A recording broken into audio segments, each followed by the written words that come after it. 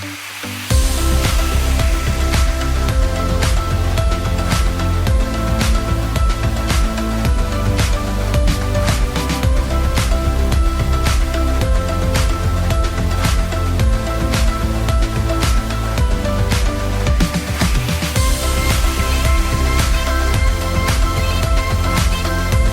name is Michael Ladden. I am currently traveling more than 220,000 miles around the world on board my 1994 Storton Stevenson Overland Expedition rig and KTM adventure bike. This is my story.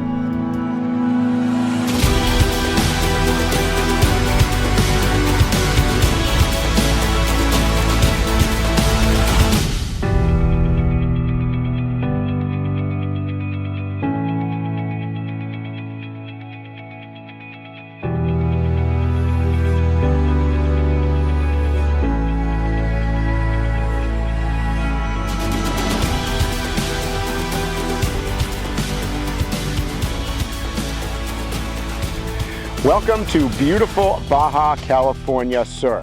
It is another amazing day outside, blue skies and sun, and behind me I have my KTM 390 adventure motorbike. Now it's been just about a year and a half since I acquired this machine, and I figured it was just about time to update you guys on what improvements I've made to the bike over the past year, some of the upgrades and features that I've added, as well as just some general thoughts on the last year of riding.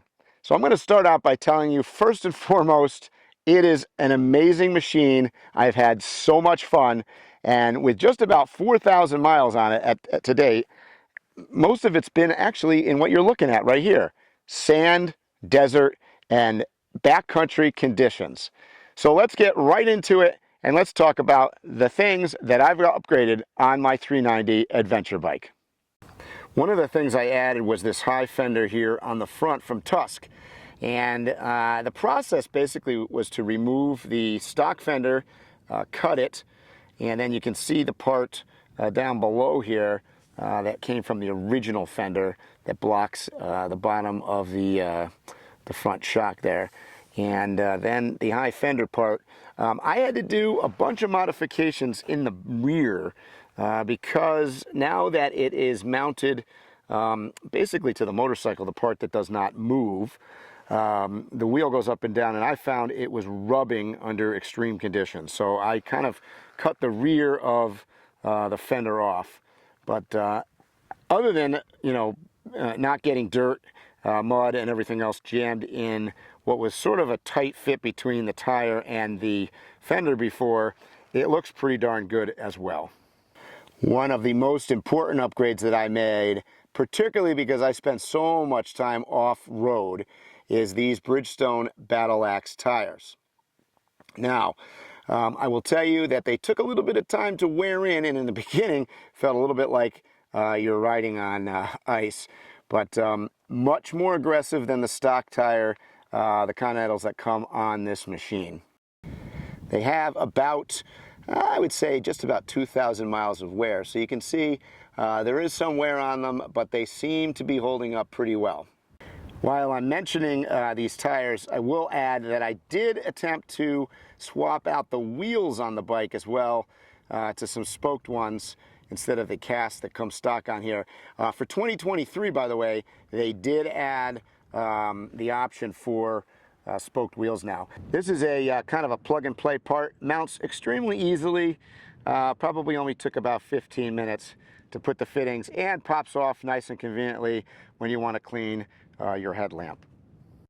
For what I do, and I kind of anticipated this from the factory, actually from the dealer, this is one of the options that I got, was the factory KTM upgraded guard for the radiator. And let me tell you, it has taken its fair share of dings, so well worth the money there. Along the lines of protection underneath, also from the factory, is the KTM skid plate. And with this motorcycle, the ground clearance is a little less than, some of the larger sort of adventure bikes and certainly motocross bikes. So another key component, and you can probably even see there's some dings and bangs, and this thing has hit its fair share of rocks. Another little toy I put on recently was this Atlas throttle lock.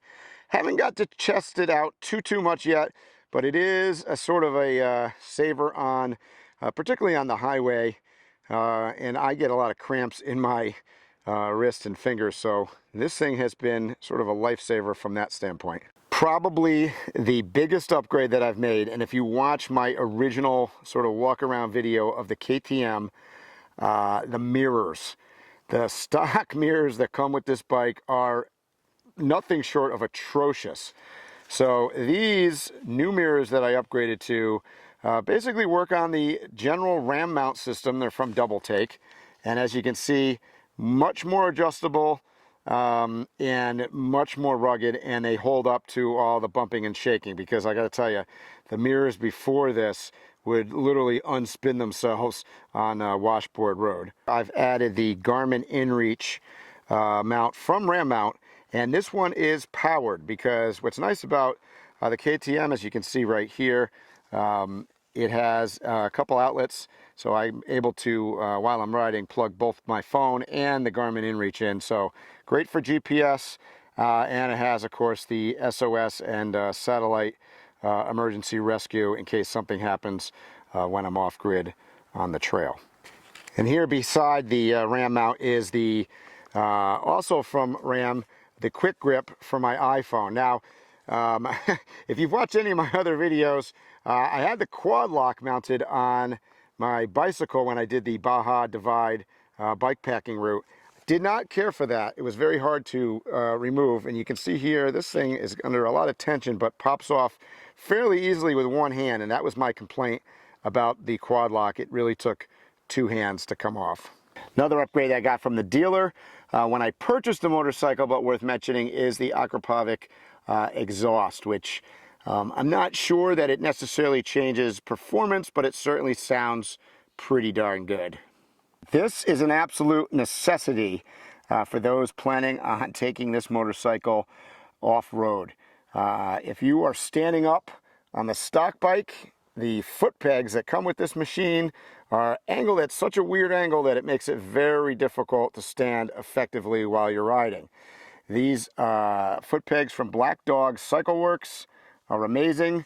You can see they have some really aggressive, I call them cleats or whatever, to hold your feet on there. It's worth mentioning I also put an aftermarket, and I'm not really sure where I got this, to be honest with you, but for the rear brake, I put a kind of a sort of a more aggressive pedal that you don't slip off of like the stock one. And as you can see here, while we're talking about it, I got some pretty good wear here on the clutch engaging here.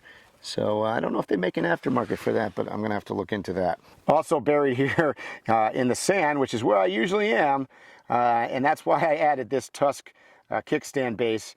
It increases the width of the base, and just makes it generally better to put the bike in. You don't have to worry about it falling over here in soft sand, which I seem to find myself in quite often. One of the largest upgrades that I made, and particularly because I use this machine to haul groceries and whatnot, I needed some mounts for bags. And as you can see, I've got rear panniers on here, I've got a top bag, I've got the tank bag. So a lot of bags. This particular mount for the 390 Adventure bike comes from Tusk. And my only complaint probably with it, quite honestly, is, I don't know if you can see this from the camera angle, but it definitely makes the bike quite wide, particularly on the right side where you can see the exhaust. It's got to clear that. So that is my only complaint. But I got to tell you, it's pretty rugged, and you know, once you dump the bike in some sandy conditions like I've been known to do, they hold up pretty darn well. I opted to go with all Mosko Moto bags. These on the sides are the Backcountry 35s, soft bags. Pretty amazing. I've been through some pretty heavy rain, and they've stayed waterproof. You can see I've got the extra, I'll call it the water bag here on the front, and actually extra pocket bags on the rear here. I'm not exactly sure what they're called, but I'll put that in the link. But fit quite a bit of gear in there, and been happy with the build quality on them is amazing. And there's a nice mechanism right here on the side of the bag. You just pull it out, and up the bag comes just like that. They come off super nice and super easy, kind of a proprietary mounting system there. And like I said, I use these things to go to the airport. And click, it's in and secure. On top here, that is the Mosko Moto Scout D50 bag. And that is sort of the bag I use hauling groceries mostly. And I got to tell you, even 5-gallon water garrafons down here in Mexico fit in it, as well as propane tanks, believe it or not. So you can haul all sorts of stuff. You can see this opens up like that. Just unclick this. And quite a large bag. You can see here, super waterproof. And fits a lot on the back of the bike. Here on the front is the Nomax tank bag by Mosko Moto. It's got a couple compartments. It doubles as a backpack, and I could pretty much fit all my little GoPros and camera gear and whatnot inside, as well as my wallet. And on top you can see this cell phone bag, which I don't use for the cell phone anymore, but it is very handy for keeping sunglasses and whatnot in it, so love that too. You can probably tell by the state of all these bags that I use this stuff. Sorry for not washing the bike, bags, or anything else to do this video, but this is real life. Probably my most recent upgrade here is the Sena 50C communications device with the Harman Kardon sound system in it. And I got to tell you, it is great, particularly for me on the road. It also comes, that you can kind of see, super dirty, but it's got a, I believe it's actually a 4K camera on it. So you can shoot some video from your helmet and listen to some tunes while you're on the road. Flips up here as well, I guess for an extended antenna as a comm device. Haven't really ridden with anybody lately, so not sure how that part of it works, but I will tell you the sound quality and the music coming through my helmet, which is not the quietest helmet in the world, has been fantastic. So last but not least, and one of my complaints that continues to go on with this motorcycle, I did upgrade the KTM computer system a couple times actually. I've been to the dealer. I think if you saw my original video, I talked about every single time you start the motorcycle, particularly when you want to be off-road, you want to turn off the motorcycle traction control. Now, there is some go-arounds and some workarounds that I have upgraded on my system. My understanding is the newest flash upgrade to the computer that's available in the rest of the world upgrades the system, so when you set it to turn off motorcycle traction control, it actually stays off when turning off the motorcycle and then back on. I have not been able to get that latest upgrade yet, but that's something that I'll be looking forward to. But you can put it as a shortcut on the screen to make the process much quicker. So I did complain about that in my first video. The only damage I've sustained over the year and a half, on one of my falls, I broke the rear, the front brake lever here. The end of it knocked off, and of course, you got to replace the whole thing, so I did do that. I've had twice now, I have had a leak in one of my front forks. Something to look out for if you are doing what I do, apparently, according to the dealership anyways. I guess I ride kind of hard.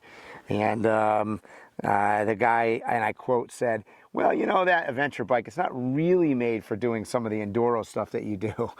And I just kind of laughed. I don't consider myself to be necessarily an aggressive rider, so something to look out for. Not covered under warranty, I will tell you, and not the cheapest thing in the world either. I did get some, I guess you're going to call it little seal protectors, and put those on there. So far, crossing fingers, that is working out pretty well. But other than that, I don't have any complaints about the machine. People have online commented to me, you know, that the cast wheels are not going to hold up to what you do. And I got to tell you, so far so good. Maybe in the future, now that the 2023 has wire spoked wheels, possibly maybe I can find those and upgrade this bike to that. Don't know if I will or not. I am pretty short with fairly short inseam, and I will tell you, My only thing is the bike is kind of tall, as most adventure bikes are, and I got to do a little bit of the tippy toes, even with the motorcycle boots on. But I certainly don't want to give up any ground clearance. This bike has a fairly small amount of ground clearance for an adventure bike. Also, not anything that has come into play for what I've been doing. So in summary, you could probably tell by watching this video with a big smile on my face, after a year and a half of owning this KTM 390 adventure bike, I've got to say it has proven to be a great machine for me. Living full-time nomadically on the road, off-grid most of the time in my overland expedition rig, it's been the perfect complement to go out and explore backcountry roads, grocery shopping, and just general errands, and quite frankly, just getting out and having a whole lot of fun ripping up on the dirt. So with 4,000 miles on board, I got to tell you, it has been one of the best decisions I've made.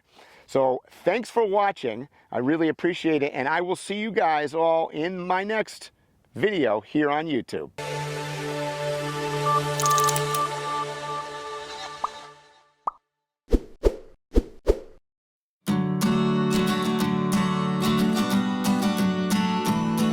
Thanks for watching this video. If you like what we're doing, be sure to subscribe to our channel by clicking on the truck and tree symbol to your right.